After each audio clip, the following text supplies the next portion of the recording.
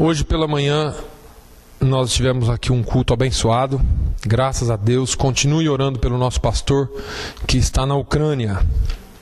O pastor viajou e já mandou, todo dia ele já manda mensagem dando boas notícias do que Deus já está fazendo lá. Aliás, as coisas que têm acontecido são bênção. Desde que ele vai à Ucrânia, se eu não me engano, desde 2004, ele tem tido grupos de pastores de toda a Ucrânia que se reúnem, vêm, aprendem, depois vão para suas igrejas e influenciam as igrejas com os ensinamentos. Então, nós louvamos a Deus pela vida do nosso pastor. Amém? No final do culto, para os irmãos não me deixarem esquecer, eu preciso dar um aviso. Mas eu vou deixar para o final. Abra suas Bíblias. Nós temos falado aqui sobre família, e eu falei para vocês sobre... No domingo passado eu falei para vocês sobre a família, sobre como nós temos vivido, como que nós temos sido desafiados pelo mundo para manter as nossas famílias dentro da igreja. Abra as Bíblias em Neemias. Neemias. Eu vou tentar acompanhar a mesma mensagem que eu preguei pela manhã, mas com uma conotação um pouquinho diferente, falando a mesma coisa, mas eu vou tentar acompanhar a mensagem que foi pregada domingo passado, porque eu lancei aqui algumas perguntas no domingo passado. Inclusive eu usei essas mesmas perguntas ontem lá no nosso encontro de homens, no nosso congresso de homens, que aliás foi uma bênção em North Dartmouth, na igreja Conquistadores para Cristo do pastor José Gabriel. Os irmãos lembram que eu perguntei sobre a sua conduta com relação aos seus filhos, como os seus filhos veem a sua vida cristã. Se você passa tempo com Deus, ou se os seus filhos te veem correndo de um lado para o outro para cumprir as suas obrigações religiosas. E eu falei para os irmãos domingo passado que a menos que você sinta o desejo, que a menos que você sinta a chama dentro de você para mudar aquilo que está errado, a menos que você sinta algo dentro de si que te impulsione para mudar aquilo que está errado, que não está bem, você não vai poder fazer nada. Existe uma chama que precisa ser reacesa. E eu falei que nós íamos falar sobre o livro de Neemias, e talvez nem todos de vocês conheçam ainda a história de Neemias. Eu vou tentar aqui nesses poucos minutos que nos resta trazer alguma coisa sobre Neemias. Neemias está no Velho Testamento. Depois dos livros da lei, você vai ter lá na frente 1 Samuel, 2 Samuel, 1 Reis, 2 Reis, 1 Crônica, 2 Crônica, Esdras, Neemias, está depois de Esdras. O livro de Neemias começa assim, capítulo 1. Capítulo 1 de Neemias. As palavras de Neemias, filho de Acalias, isso sucedeu no mês de Kislev, no ano 20º, estando eu em Suzã, a fortaleza, que veio Hanani, um de meus irmãos, ele e alguns de Judá. E perguntei-lhes pelos judeus que escaparam e que restaram do cativeiro, e acerca de Jerusalém. E disseram-me, os restantes que restaram do cativeiro, lá na província estão em grande miséria e desprezo. E o muro de Jerusalém fendido, e as suas portas queimadas a fogo. E sucedeu que, ouvindo eu estas palavras, assentei-me e chorei e lamentei por alguns dias, e estive jejuando e orando perante o Deus dos céus. Este é o início do livro de Neemias. Eu quero um dia tomar aqui um tempo para a gente fazer um resumo melhor do livro de Neemias. Mas hoje eu vou direto ao ponto. Neemias era copeiro de um rei. Ele tinha um cargo importante. Os irmãos pensam que copeiro era só para limpar os copos do rei. Não era isso não. O copeiro, ele tinha um cargo importante, porque ele entrava na presença do rei toda hora. E ele tinha que ser uma pessoa de alta confiança do rei, porque a bebida do rei poderia ser envenenada a qualquer momento, por qualquer que seja o interesse.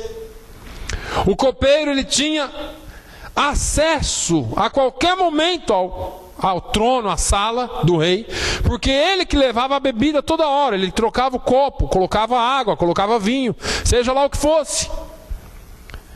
E ele estava lá quando alguns chegaram, alguns irmãos dele, um irmão dele, alguns lados de Judá, de Jerusalém.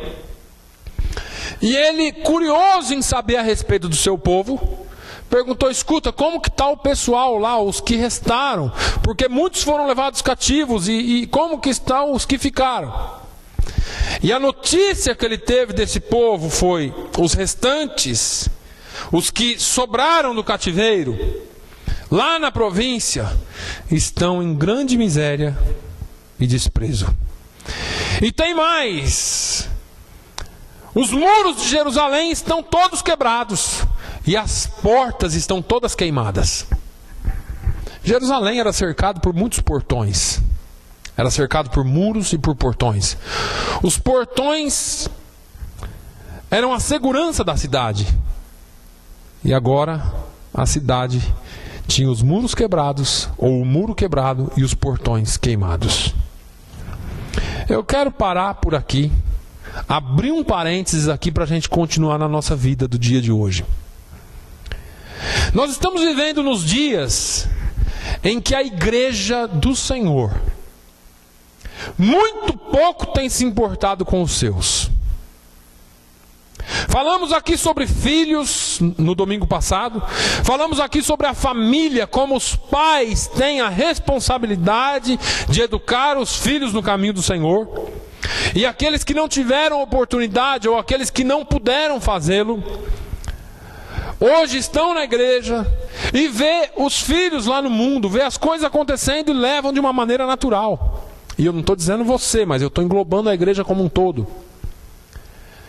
Só que nós precisamos entender que enquanto nós não tivermos um sentimento pelo nosso povo, pela nossa família, Deus não vai usar-nos para ganhar os nossos filhos.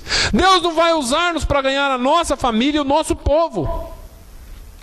E nem quem está lá fora, porque se você não se importa com o seu, você não vai se importar com o de ninguém. Se eu não me importo com a minha família, eu não vou me importar com povo nenhum. E aí não adianta você ler e se emocionar quando Jesus disse: ide por todo mundo, fazei discípulos de todas as nações. Não adianta, porque isso é balela. Porque você não se preocupa com o seu, porque eu não me preocupo com o meu. Agora, esse homem aqui, Neemias, quando ele ouviu a respeito do seu povo, e sucedeu que, ouvindo eu estas palavras, assentei-me e chorei e lamentei por alguns dias. Eu vejo Neemias se assentou e chorou e se lamentou. Por vários dias ele fez isso. E ele disse: eu estive jejuando e orando perante o Deus dos céus.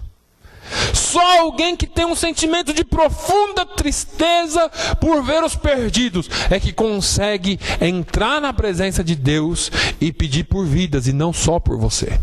Irmãos, eu tenho falado aqui, nós entramos na presença de Deus como se Ele fosse um supermercado. Meu Deus, eu estou precisando disso, eu estou precisando daquilo. Meu Deus, faz isso na minha vida, ajuda a minha vida, eu. E nós estamos esquecendo que existe um povo, um mundo perdido. Você já é salvo. Tudo que Jesus tinha que fazer por você, Ele já fez na cruz do Calvário. O que vem agora é lucro. Mas sabe como é que você alcança esse lucro? Jesus mesmo deixou o caminho certo.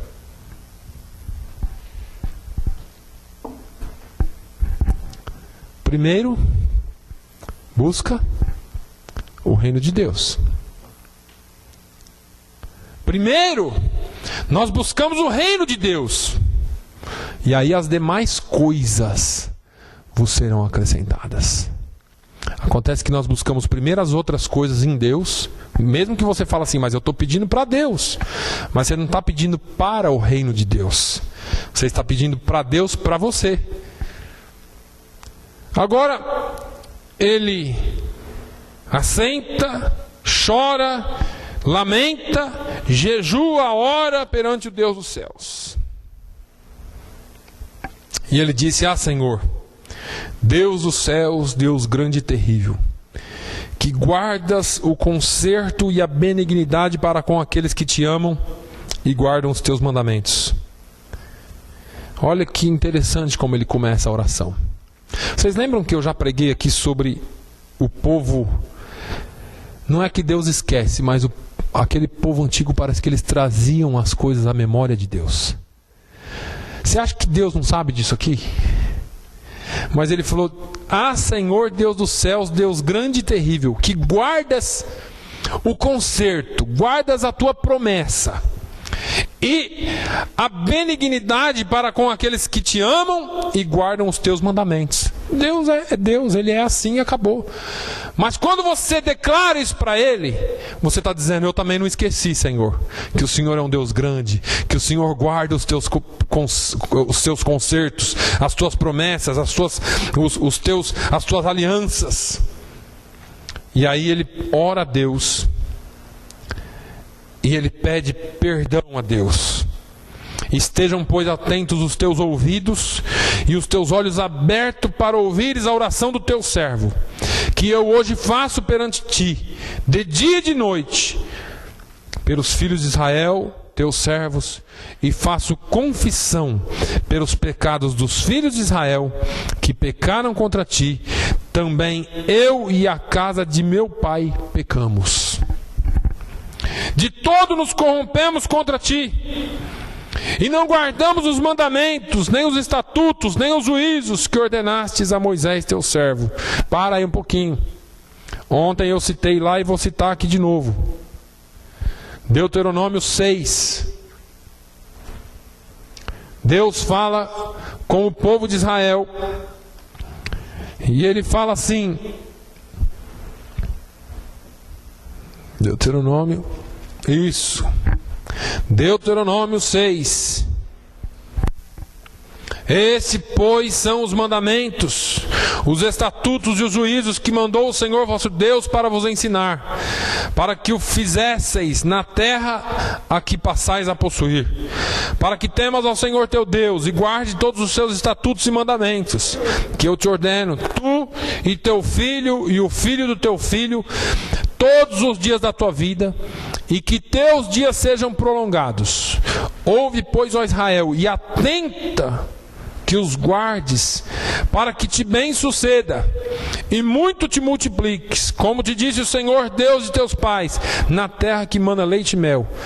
Ouve, Israel, o Senhor nosso Deus é o único Senhor. Amarás, pois, o Senhor teu Deus de todo o teu coração e de toda a tua alma e de todo o teu poder. E estas palavras que hoje te ordeno estarão no teu coração, e as intimarás. Irmãos, não está mandando você convidar seu filho. Olha só o que ele fala. E as intimarás a teus filhos, e delas falarás assentado em tua casa, e andando pelo caminho, e deitando-te e levantando-te. Isso é um negócio muito sério. Agora Neemias entende que eles haviam errado, assim como a igreja do Senhor tem errado. Nós temos deixado de intimar os nossos filhos. Intimar não é pedir sugestão.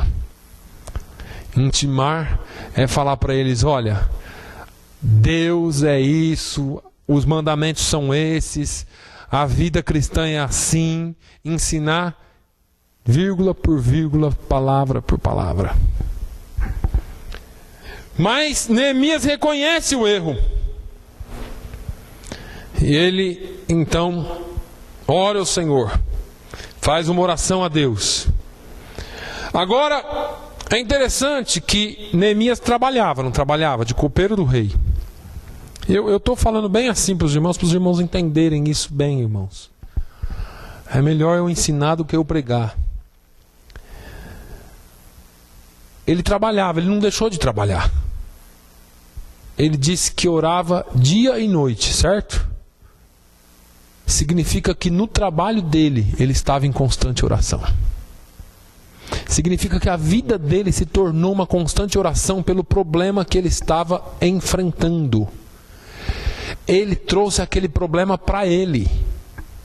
Enquanto você não trouxer o problema da sua geração, da geração dos teus filhos para você, você não vai fazer nada para o reino de Deus. O problema é nosso, é da igreja. É a igreja que deixou de ensinar. É a igreja que deixou de falar todos os preceitos. Deus falou: olha, esse entendimento, esse ensinamento esteja no seu coração, esteja na sua mente, e você guarde ele com todas as suas forças. E nós fomos deixando de lado.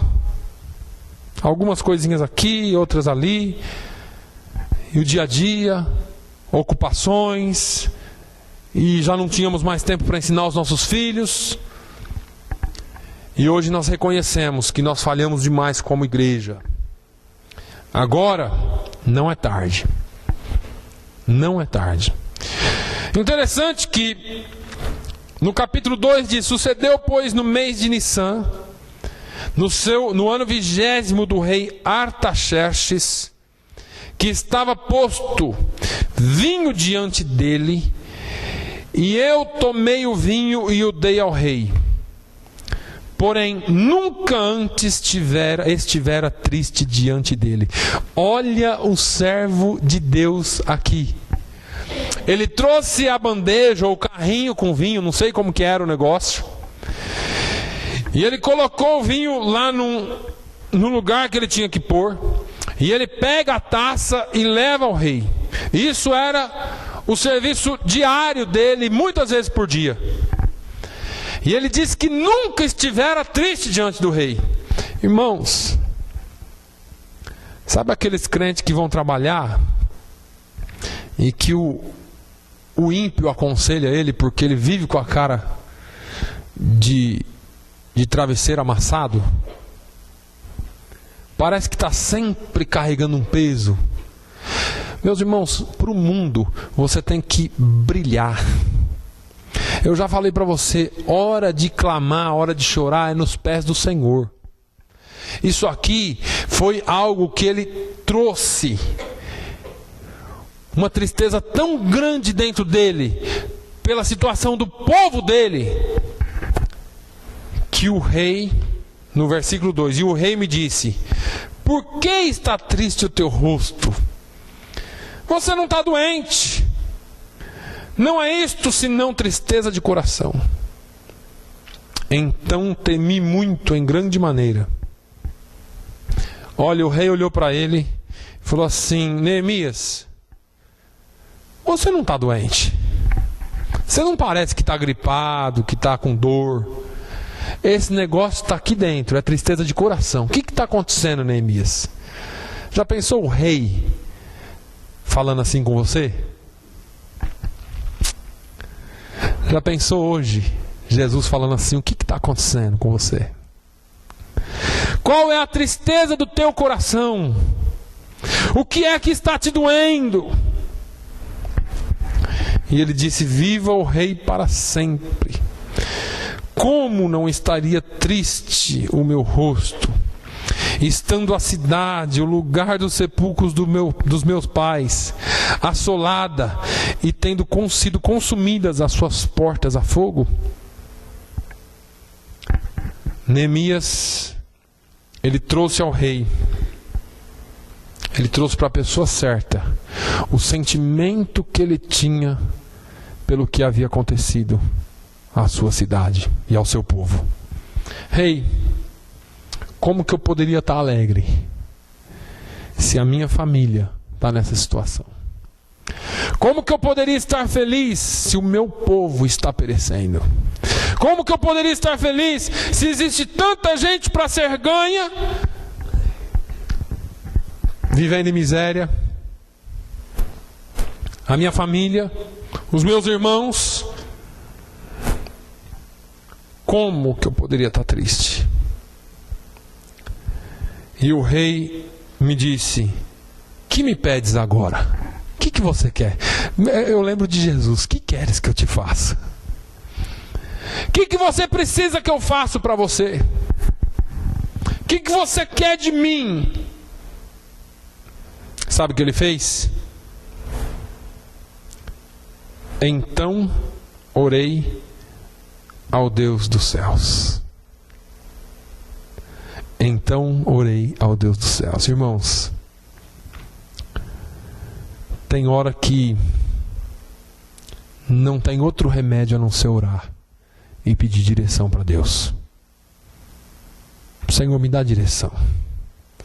Me dá direção e me fala como fazer. Então, o rei deu a Neemias o que ele precisava para restaurar as portas. Eu vou adiantar um pouquinho. Deu a Neemias cartas para ele passar por onde ele precisasse passar. Deu a Neemias madeira. Deu a Neemias homens. Deu a Neemias o que ele precisava. E falou: Neemias, eu vou te dar uma licença remunerada. Eu vou te dar bens, eu vou te dar dinheiro, eu vou te dar madeira, eu vou te dar o que você for preciso fazer para ir lá e restaurar a cidade dos teus pais. Para ir lá e restaurar o seu povo, a sua família. E Neemias foi. E quando ele chega lá, o capítulo 3 de Neemias começa a falar da restauração. Por onde é que começou a restauração? No versículo 1 fala: levantou-se Eliasibe, o sumo sacerdote, com os seus irmãos, os sacerdotes, e edificaram a porta do gado, a qual consagraram e levantaram as suas portas, e até a torre de Meá consagraram, e até a torre de Hananeel. O que é interessante é que, se você olhar o capítulo 3 de Neemias, você vai ver muitas portas. Mas a única porta que precisava ser consagrada era essa, e por isso eles começaram por ela: a porta do gado ou das ovelhas.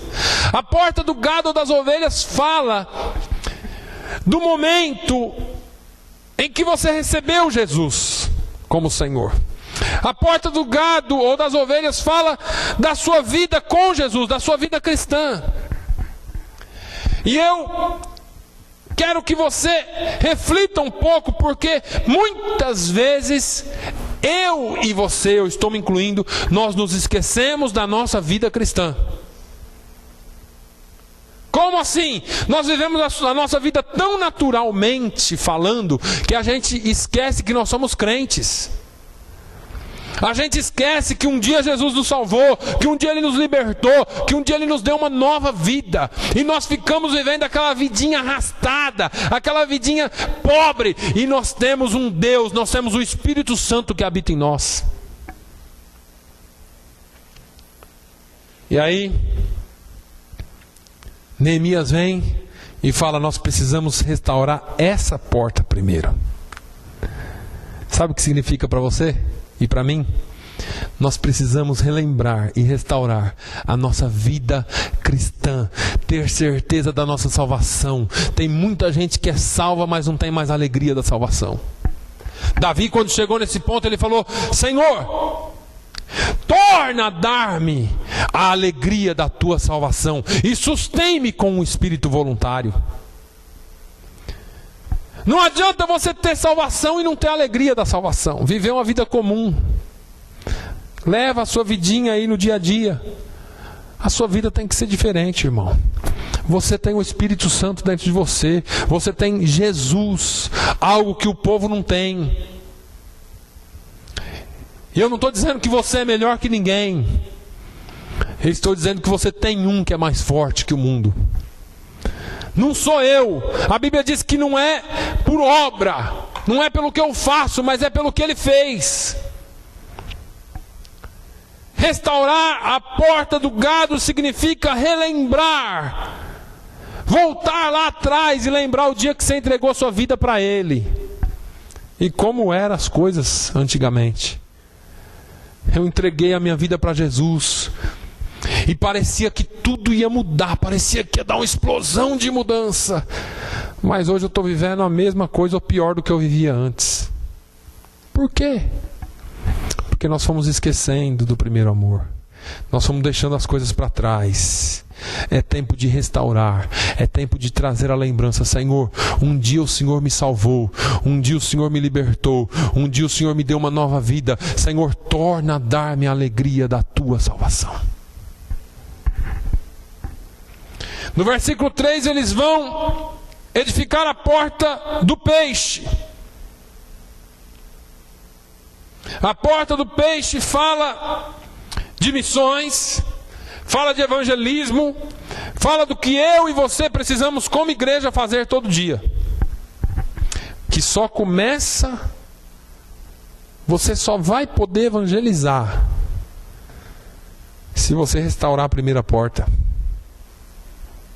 Você restaura a porta do gado, você restaura a porta das ovelhas na sua vida, e aí você está pronto para ser testemunha. Aí você restaura a porta do evangelismo. Como que eu posso evangelizar se eu não tenho fogo ardente dentro de mim para falar com vidas? Como que eu posso pregar um evangelho que eu não vivo? Hipocrisia. Tem muitos pregando, muitos, mas a vida está arruinada. São hipócritas, só falam da boca para fora, não vivem a vida como ela é em Jesus. A restauração da porta do peixe, que é e significa o evangelismo. Eu me lembro quando Jesus se encontrou com Pedro, lá em Lucas 5. E Jesus falou assim: Pedro, a partir de hoje, você não mais será pescador de peixes, mas será pescador de homens. Quando Jesus deu a grande comissão para os discípulos, para todos aqueles que são discípulos, Ele disse: ide, pregai o evangelho a toda criatura. Jesus estava falando, irmãos, de um povo diferente, de pessoas que chamariam atenção pela sua conduta. Hoje a igreja parece que não faz mais muita diferença na conduta, é muito parecido com a conduta do mundo. E não tem como restaurar essa porta do peixe se você não tiver essa chama. E uma vez que você tem essa chama, não tem como você deixar a porta do peixe sem restauração, porque é automático.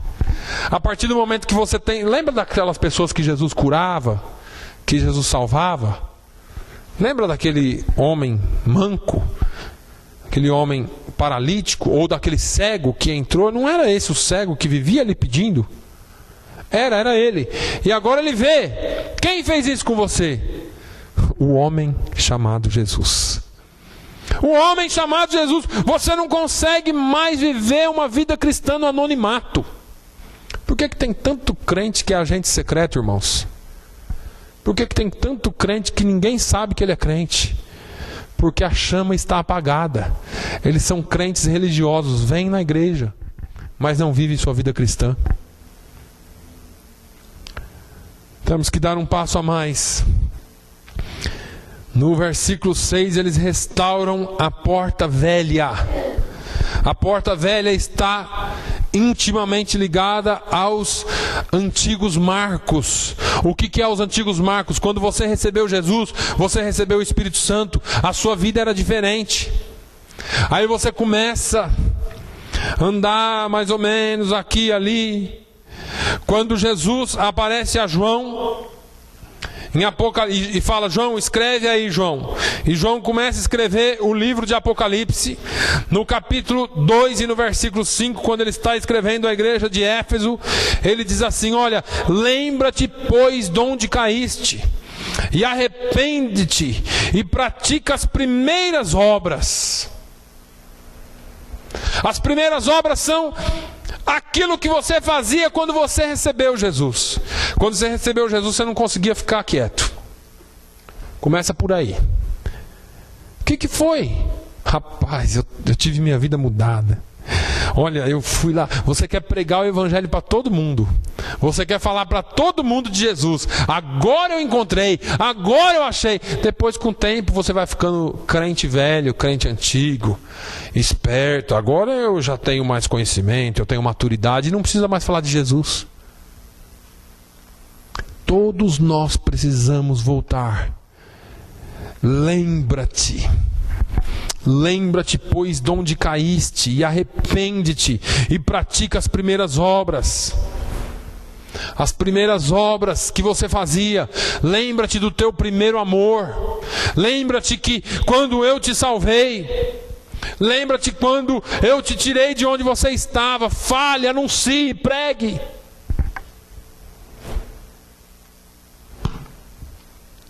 Porta velha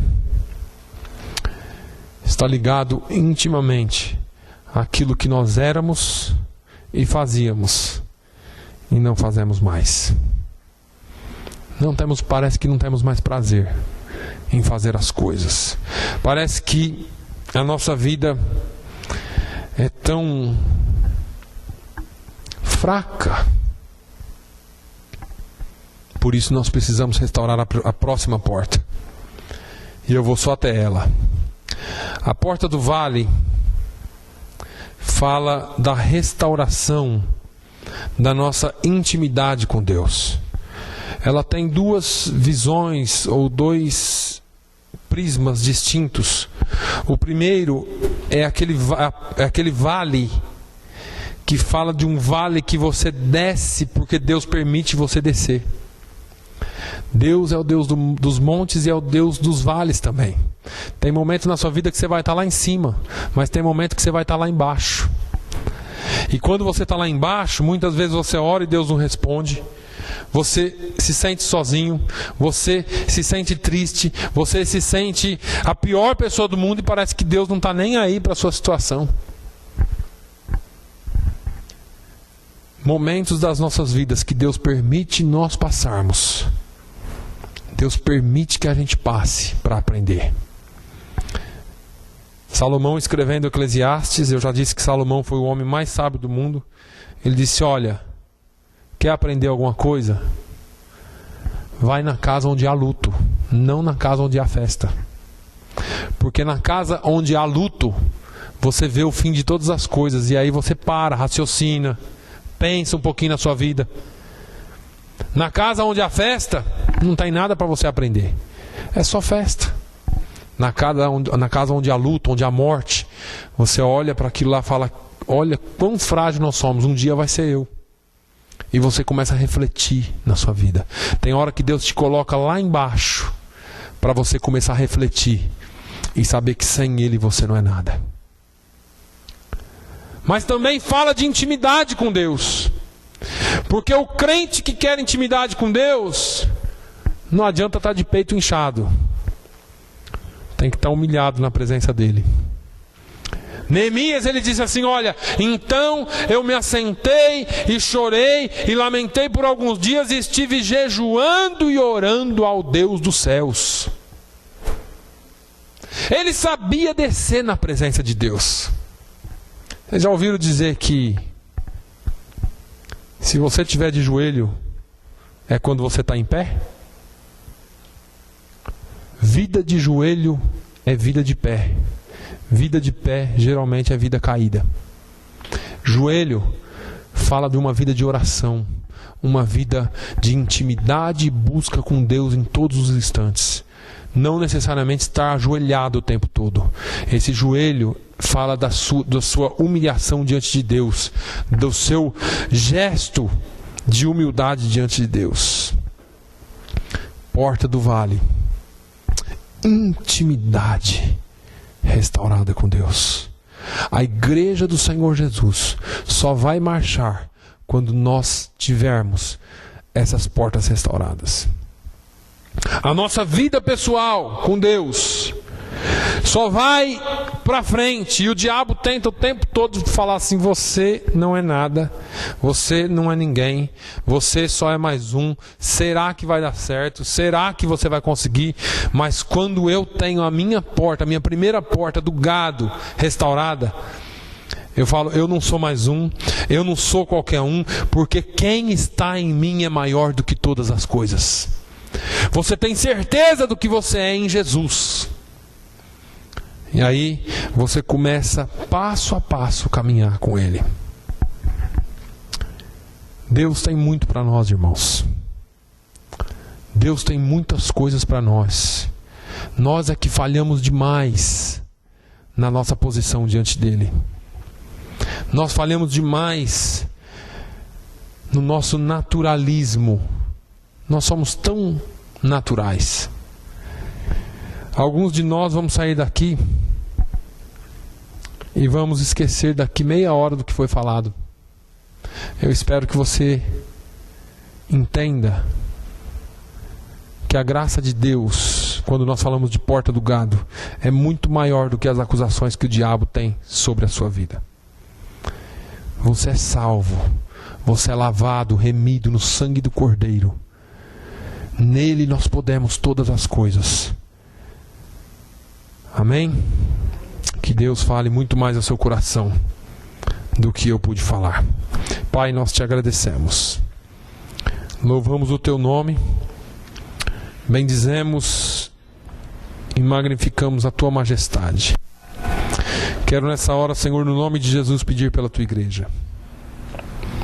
Meu Deus, nós não precisamos dar pulos, gritos de emoção para que a tua palavra fale conosco. A tua palavra é simples, a tua palavra é suficiente por ela mesma. Pai, eu quero te pedir no nome de Jesus, faça uma obra na vida dos teus filhos, que eles possam se lembrar todos os dias pela manhã e durante todo o dia que eles são embaixadores de Cristo. Não são seres comuns, não são pessoas comuns, são templos do Espírito Santo. E que nenhuma acusação e nenhuma arma forjada contra nós prosperará. Senhor, ensina-nos a restaurar a nossa confiança de que somos filhos e que ninguém nos tira esse título. Porque todos quantos o receberam, foi-lhes dado o poder de serem feitos filhos de Deus. Nós já o recebemos, nós somos filhos. Pai, eu te peço, Senhor, que com essa chama que o Senhor acenda em nós, possa vir também o testemunho, possa vir também a alegria, possa vir também uma vida de comunhão, uma vida de voltar atrás no primeiro amor e de estarmos ligados e sobreedificados e arraigados na tua palavra. Nos dê uma semana abençoada. Guarda-nos debaixo das tuas potentes mãos.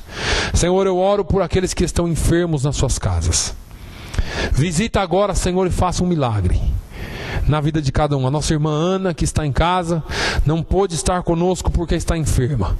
Meu Deus, eu oro por aqueles que estão, Senhor, com problemas, que o Senhor resolva, que o Senhor entre com providência. Pai, eu oro também por aquelas vidas, Senhor, que não puderam estar aqui por algum motivo.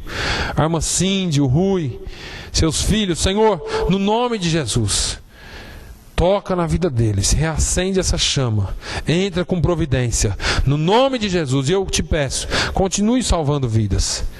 Traga, Senhor, para ouvir a Tua palavra. Nós não pregamos aqui religião, não pregamos placa de igreja, pregamos o Teu nome, Senhor. Pregamos Jesus e este crucificado, ressurreto e que vive para nos dar a vida eterna. No nome de Jesus nós oramos e agradecemos. Que o amor de Deus, a graça do nosso Senhor e Salvador Jesus Cristo, a comunhão e a consolação do Espírito Santo seja sobre todo o povo de Deus, hoje e sempre. Todos digam amém. Irmãos,